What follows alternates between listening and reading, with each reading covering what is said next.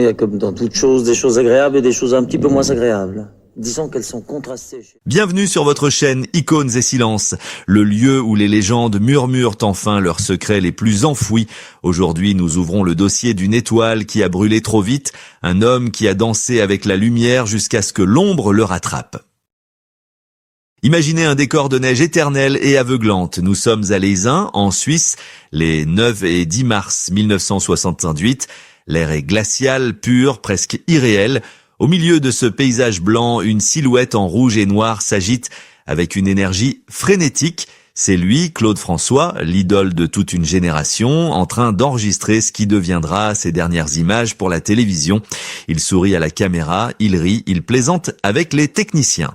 Pourtant, ceux qui étaient là ce jour-là ont remarqué quelque chose de différent, une ombre fugace dans son regard habituellement si perçant. À cet instant précis, à seulement 3 jours du drame qui allait plonger la France entière dans le deuil, Claude François semblait porter un poids invisible. Était-ce la fatigue d'une vie passée à courir après la perfection, ou était-ce quelque chose de plus mystérieux, une intuition sourde que le temps lui était désormais compté?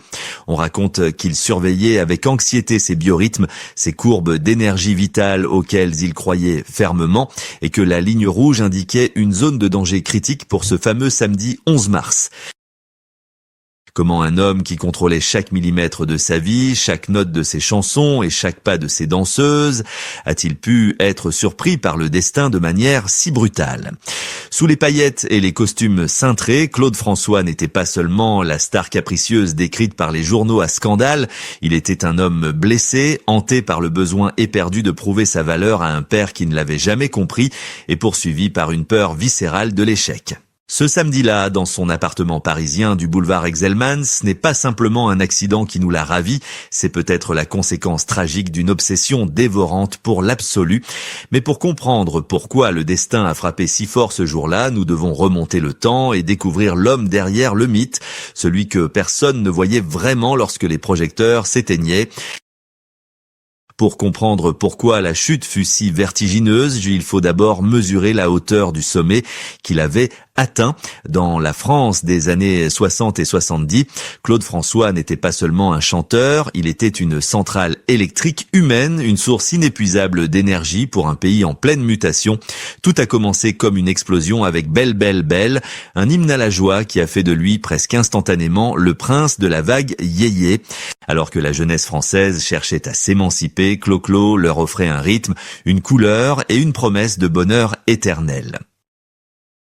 Mais derrière ce sourire éclatant qui s'affichait en couverture de tous les magazines, se cachait une ambition féroce, forgée dans la douleur de l'exil et le rejet paternel.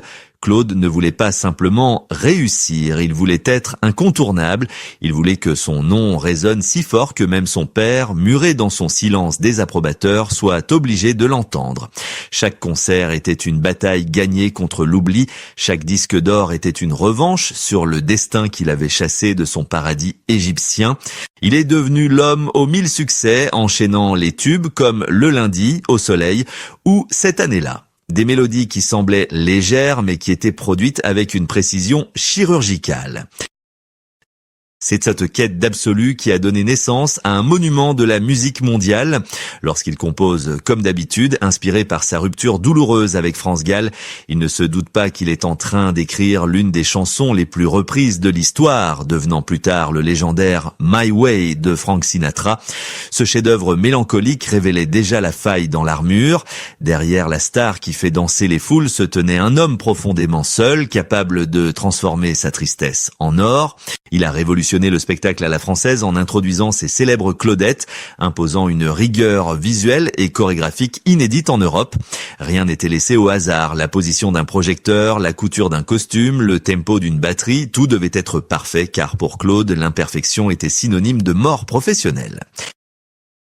Il était partout, sur toutes les ondes, sur tous les écrans, incarnant le rêve d'une réussite absolue. Il avait conquis le cœur des Français, il avait bâti un empire, il était le soleil autour duquel tout semblait tourner. Pourtant, cette ascension fulgurante avait un prix exorbitant.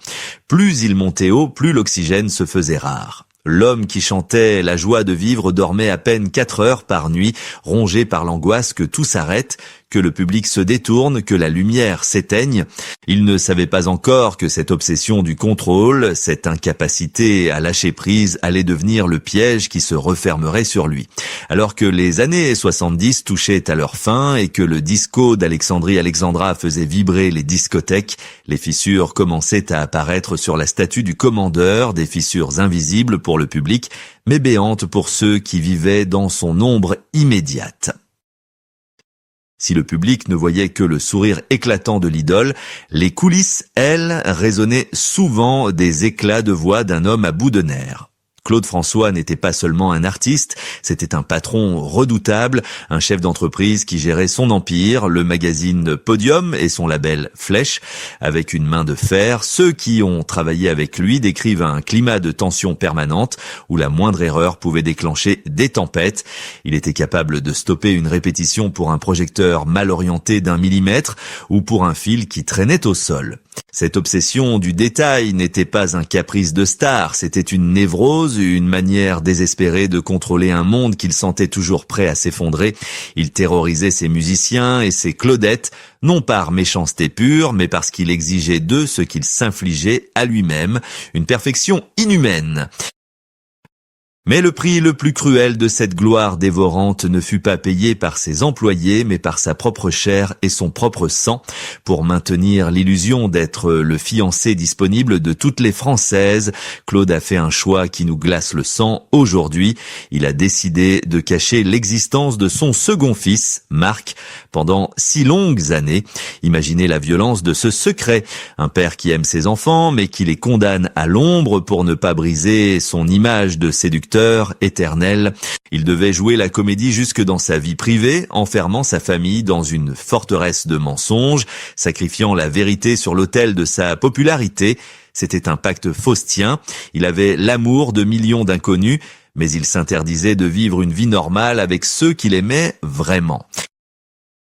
Il était devenu prisonnier de son propre mythe. L'homme qui chantait l'amour vivait dans une solitude effrayante, entouré d'une cour qui le craignait plus qu'elle ne l'aimait.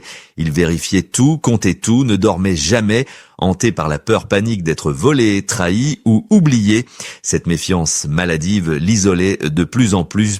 Il ne pouvait faire confiance à personne, car dans ce milieu impitoyable, il savait que la bienveillance était souvent un masque pour l'intérêt. Même les femmes qui traversaient sa vie finissaient par s'épuiser face à ce tourbillon d'exigence et de jalousie possessive. Il voulait tout posséder, tout retenir, comme s'il essayait de combler le vide laissé par ce père qu'il avait renié autrefois. Sous les costumes à paillettes, Claude François était un homme en sursis, brûlant la chandelle par les 2 bouts. Il se battait contre le temps, contre l'âge, contre l'imperfection, mais on ne peut pas lutter éternellement contre la réalité. À force de vouloir tout contrôler, même l'électricité qui l'entourait, il avait tissé sans le savoir les fils de sa propre tragédie. Alors que l'année 1978 débutait, l'étau se resserrait. L'atmosphère autour de lui devenait lourde comme chargée d'électricité statique et les incidents se multipliaient comme autant d'avertissements qu'il refusait d'écouter. Le destin frappait à la porte et bientôt, il n'aurait plus d'autre choix que de lui ouvrir. Nous voici arrivés au cœur du mystère, à ces quelques heures qui précèdent l'irréparable, où le temps semble se distordre étrangement. Le jeudi 9 mars 1978, Claude François s'envole pour Leysin, une station de ski huppée en Suisse, pour enregistrer une émission spéciale de la BBC intitulée Snowtime Special. Sur les images d'archives, le contraste est saisissant, presque violent. On voit Claude vêtu d'une parka rouge vif ou d'un anorak noir, chanter et danser au milieu d'une étendue de neige immaculée et silencieuse. Il interprète Bordeaux Rosé avec son professionnalisme habituel, souriant à la caméra, mais ceux qui le connaissent intimement sentent que quelque chose est brisé.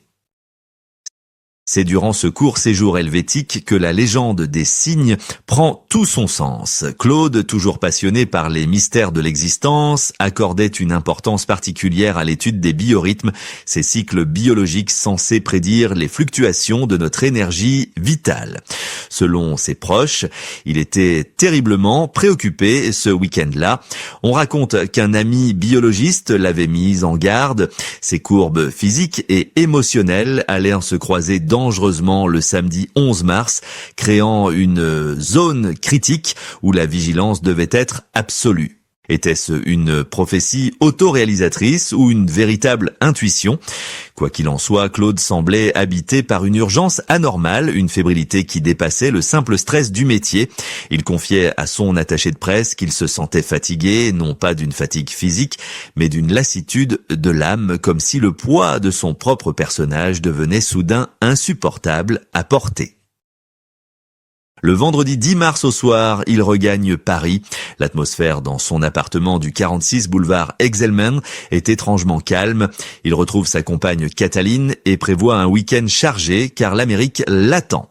Il doit s'envoler pour Londres la semaine suivante, puis pour les États-Unis, le rêve ultime de sa carrière. Tout semble prêt pour le grand saut international. Pourtant, cette nuit-là, une ombre plane. Il est rentré épuisé de Suisse, hanté peut-être par cette date fatidique du 11 mars qui approchait à grands pas.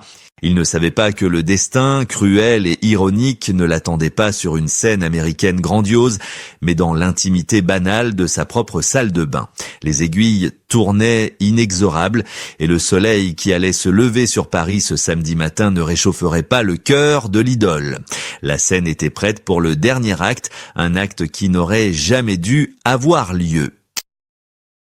Le samedi 11 mars 1978, Paris s'éveille sous un ciel gris, indifférent au drame qui se prépare. Dans l'appartement du boulevard Exelmans, l'effervescence est à son comble.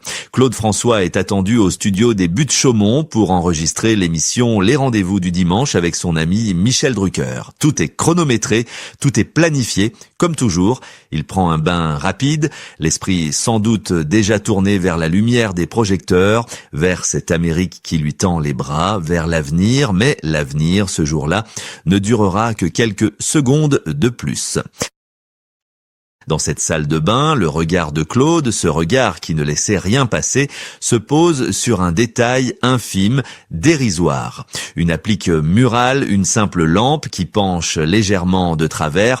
Pour n'importe qui d'autre, ce n'aurait été qu'un détail insignifiant.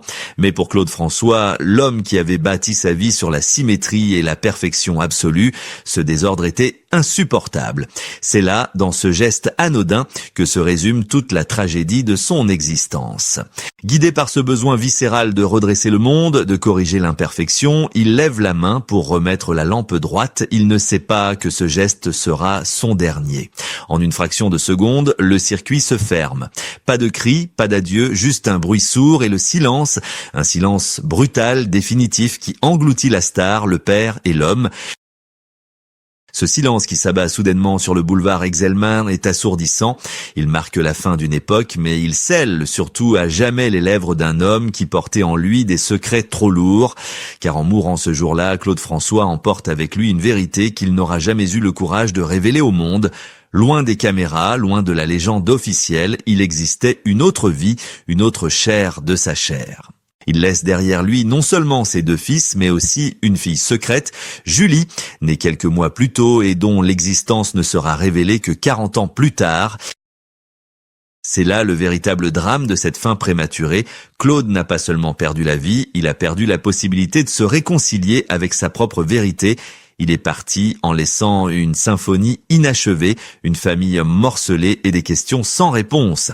Lui qui voulait tout contrôler jusqu'à l'heure de ses repas et la position de ses projecteurs a été trahi par un simple fil électrique et par le hasard. Il n'a pas eu le temps de vieillir, de s'apaiser, de demander pardon ou de reconnaître publiquement cet enfant de l'ombre. La rupture du silence n'a pas eu lieu de son vivant, elle a résonné des décennies plus tard comme un écho lointain venu prouver que même la plus grande des stars ne peut pas tout cacher éternellement. Le rideau est tombé, laissant le public avec une idole figée dans sa jeunesse éternelle et une famille avec ses fantômes. Au final, que reste-t-il de Claude François une fois que la musique s'arrête et que les lumières s'éteignent? Son histoire dépasse largement la simple biographie d'une star de la variété. Elle résonne en nous comme une fable moderne, tragique et universelle sur le coup exorbitant de la perfection. Claude n'a pas été tué par un simple accident domestique. Il a été emporté par ce qui l'avait fait roi, son incapacité absolue à tolérer le moindre défaut dans le tableau de sa vie. Ce geste fatal, cette main tendue vers une lampe de travers, n'était pas un hasard, c'était l'aboutissement logique d'une existence passée à vouloir redresser le monde, à vouloir contrôler l'incontrôlable. Il nous laisse face à une question obsédante, jusqu'où sommes-nous prêts à aller pour être aimés? Claude François a construit un empire, il a fait danser des millions de gens, mais il a vécu dans la peur constante du rejet, dissimulant ses enfants et ses failles derrière un masque de paillettes inaltérable. Il nous rappelle que derrière chaque icône, derrière chaque sourire affiché sur papier glacé, il y a souvent un être humain fragile qui hurle en silence. Il cherchait l'amour de la foule pour combler le vide laissé par un père trop sévère, mais cet amour-là, aussi immense soit-il, ne suffit jamais à apaiser les blessures de l'âme. Aujourd'hui, alors que nous écoutons encore Alexandrie Alexandra ou comme d'habitude, essayons d'entendre autre chose que la mélodie. Écoutons la voix d'un homme qui a couru toute sa vie après une reconnaissance qu'il ne s'accordait pas à lui-même. Son destin est un miroir tendu à notre propre société de l'image où l'apparence compte souvent plus que la vérité. Claude François voulait être un Dieu vivant, immortel et parfait. D'une certaine manière cruelle, il a réussi. Il est resté jeune, à jamais figé dans sa gloire. Mais à quel prix? Peut-être que le véritable succès n'est pas d'être une idole parfaite, mais d'avoir le courage d'être un homme imparfait, capable d'aimer et d'être aimé pour ce qu'il est vraiment, sans artifice. Comme il l'aurait peut-être dit s'il avait eu le temps de vieillir, je ne cherchais pas la lumière pour briller, je la cherchais pour ne plus avoir peur du noir. C'était l'histoire de Claude François, l'homme qui a vécu à 100 000 volts et qui s'est éteint comme il a vécu dans un dernier éclair de perfectionnisme. Merci de nous avoir accompagnés dans ce voyage au cœur de l'intime. N'oubliez pas que derrière chaque légende, il y a un silence qui attend d'être écouté. Abonnez-vous à Icônes à silence pour découvrir d'autres vérités cachées. À bientôt.